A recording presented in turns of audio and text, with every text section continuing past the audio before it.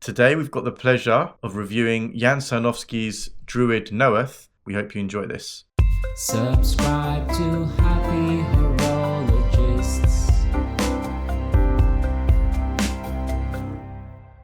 The dial is a real showstopper. We're looking at natural lapis lazuli, and the natural lapis lazuli is made up of pyrite, which is the gold that sparkles, as well as calcite, which is the white. So you've got a lovely contrast, and in natural light, the sparkle is actually incredible. This particular version, although other versions come in different ways, has gold-plated hands that are in the pomme or breguet style shape. Jan has used his own particular calligraphy as well, so it says Jan Sarnowski at 12 o'clock, and at 6 o'clock you will see a second subdial, and you'll also see Cymru at the bottom, which means Wales. This watch very much is about Wales. This version of the watch, the Jan Sarnowski Druid Knoweth meaning naked in Wales, comes without any numerals on it. So it's very much about the dial and everything about the dial. And I think dial itself is absolutely spectacular. Jan seems to always be able to find the right dials. And I know, having spoken to him a number of times, the process he goes through with regards to quality checking and making sure the dials are up to standard for each and every one of his watches is quite mesmeric, to be honest. We're looking at a 41mm case made of 316 stainless steel. And when you look at the construction of the case, you've got a concave polished bezel, and you've got a mid-case which is characterized by lateral brushing, which breaks up the structure of the watch. The lug-to-lug itself is 49mm, and the lugs are very much integrated as part of the case. As you turn the watch to the other side, the crown itself is an onion crown, very much harks back to pocket watches of the 19th century. It's got a very sturdy click to it as you turn it and you're winding it. The case thickness is 11mm. We're looking at a watch here that is well proportioned, especially if we're looking back in time and dedicating the watch to pocket watches of the 19th century. So the lug shape itself slightly curves down towards the end. I wouldn't say it's overly curved, but it definitely sits well on the wrist. The watch utilizes a Chinese-derived TY3620-2 movement. It's inspired by late 1950s pocket watches. It's a manual wound movement with a power reserve of up to 53 hours.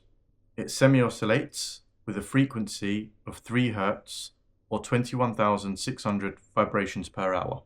There are dozens of strap options. These include material, color, and stitching. Straps are padded with genuine leather and backed with waterproof Zermatt leather.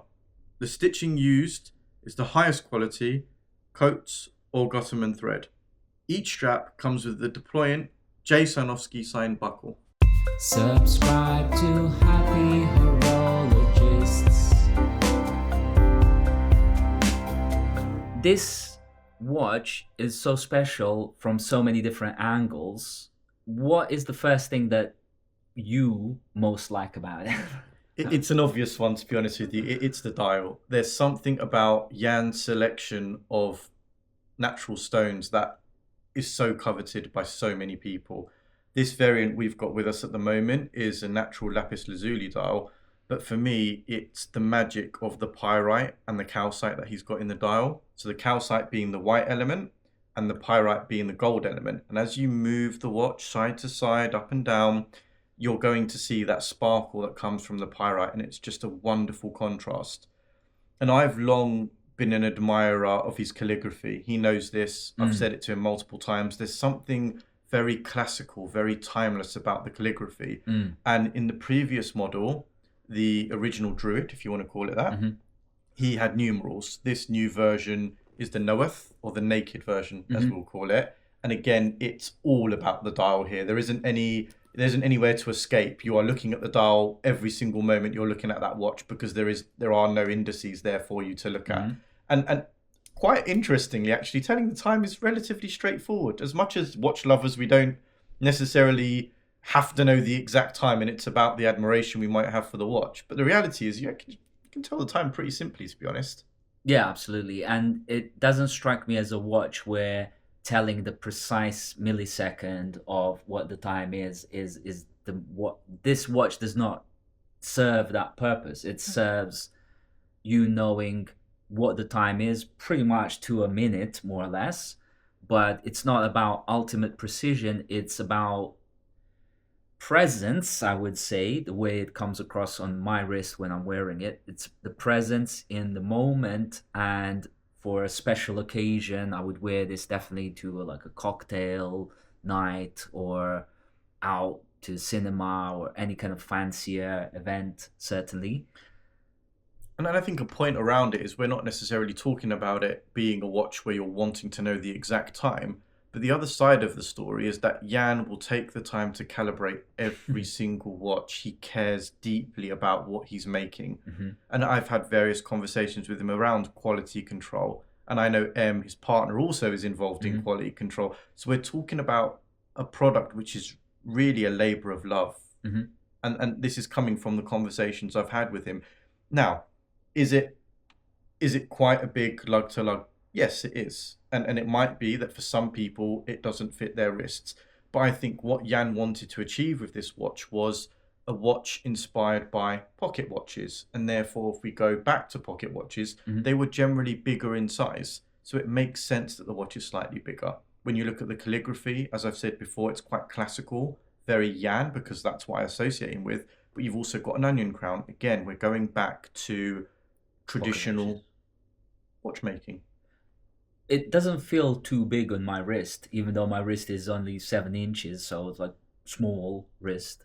I would still wear this comfortably, because the lugs are not protruding outside of the wrist, which I think is, even though it's not necessarily hardcore rules anymore, I would still can stick to that rule that if the lugs are protruding, I definitely certainly don't wear that kind of stuff. And I agree with you as well. I think it's a perfect fit for you just looking at it now, and I've been wearing it, and it's a perfect fit on my wrist. If it was any bigger in terms of lugs, I wouldn't be able to wear the watch, and I'd be thoroughly disappointed, to be honest.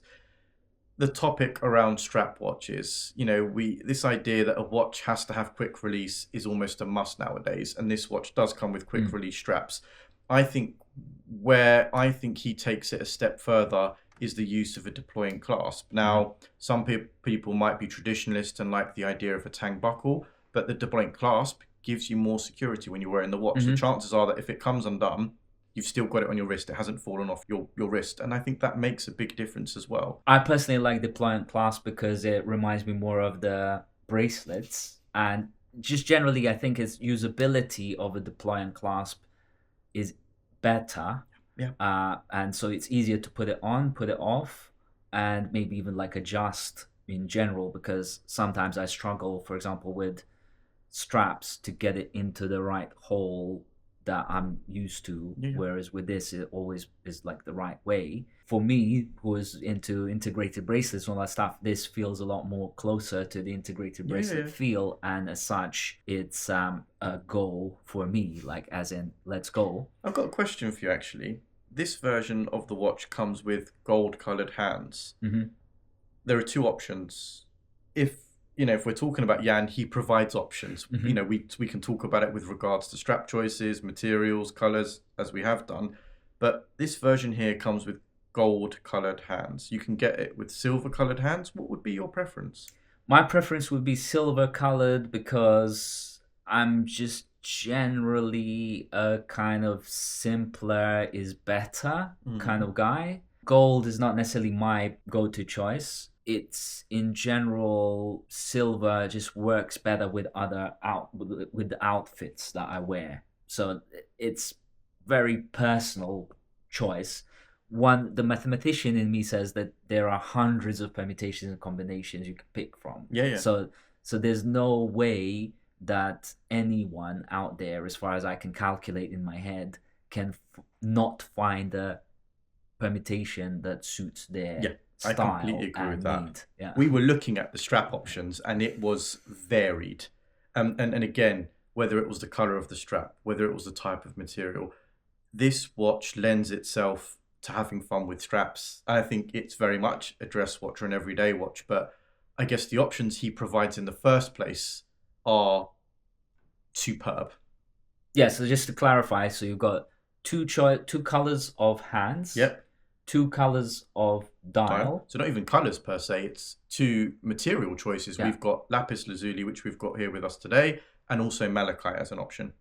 But that means they come with two colors. Yeah, right? yeah. For all intents and purposes, 2 colors. So 2 colors, and each color is a different material. Mm-hmm.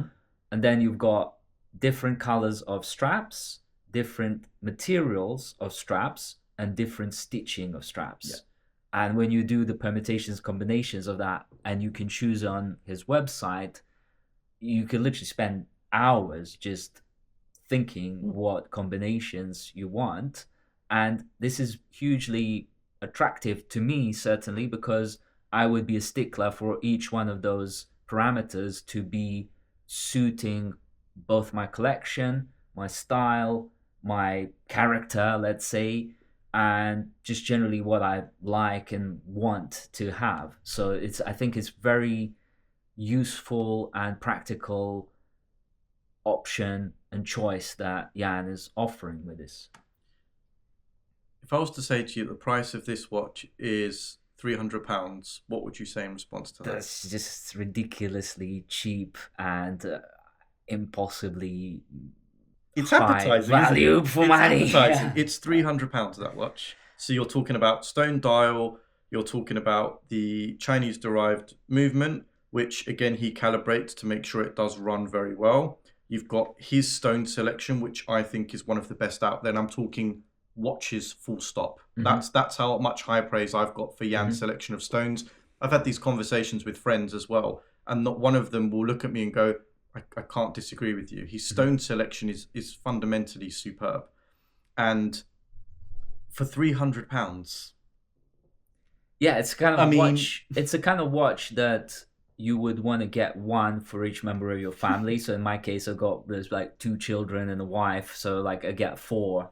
And each person gets their own combination of choices, colors, dials, hands, stitching. Yeah. I mean, the flexibility of it is unbelievable, isn't it? It genuinely is unbelievable. And again, I can't stop looking at that dial in the right light, or even in any light. It can be a cloudy day. It can be a bright sunny day, which I think my preference would be just because I like hot weather, but more in terms of letting that dial shine.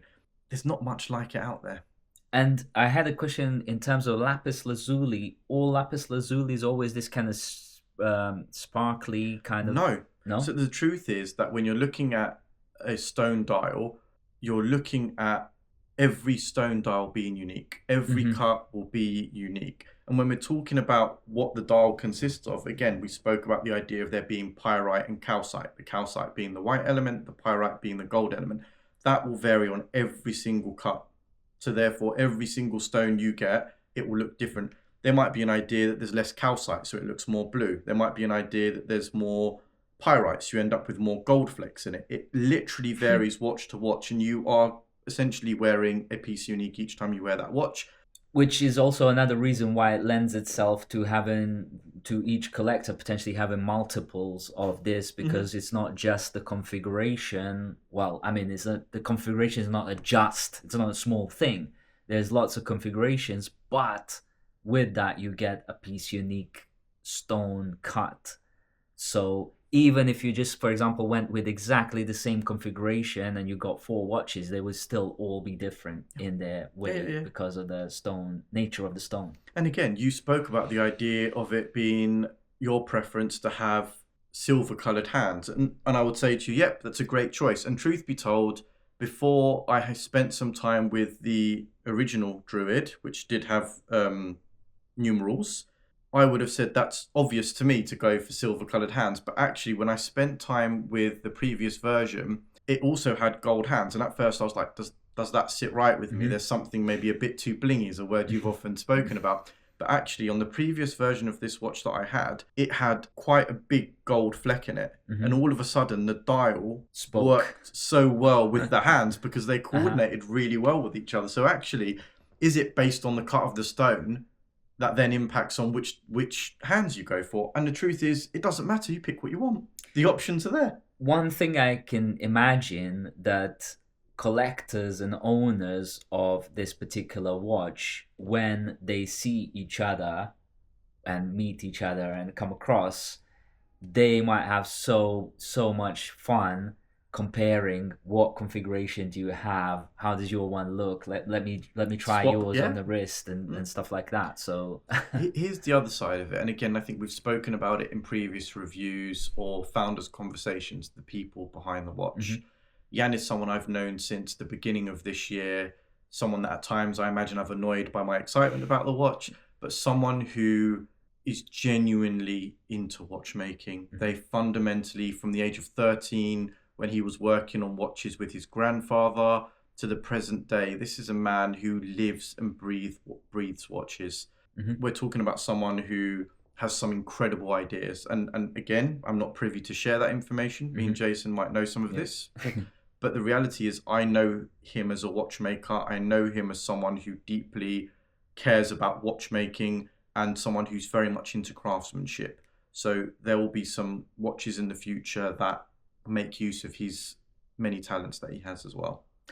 And ergonomically speaking, these watches are extremely comfortable to wear, and they just sit right on the wrist, which is a kind of cliche to say, but it's true in this case. What I love is small gap between the case and the wrist, almost no gap, which to me also matters. Hey guys, thanks for watching this review. Please let us know in the comments which combination of the dial, hands and strap color you would go for. And also remember to like, share, subscribe and all those good things. Cheers. Subscribe to Happy Horologists. Let us know which bit you like the most. I'm such a speaker. Like that's what happens. Yeah. And then it will be What are we talking about? Moving. Yeah. See, and it's a manual wind rubbish. He said happy horologist too many times. I know. Hate it. Hey guys, thanks for watching this review. Hate it straight away. Yeah, it's like, that's the worst. Yeah, When you do it at the beginning. Yeah. Hey guys, thanks for watching this review. It's hard to tell. Like, yeah, it's hard. Got one word. You're like, I yeah, never to say yeah, that word. it's I like say it all the time. they're stitched using the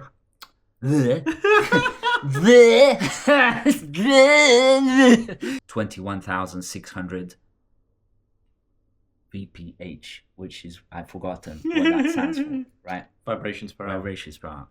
We've got 4,000 versions of this, so that if we can't find it between the 4,000 versions, it's game over. Yeah.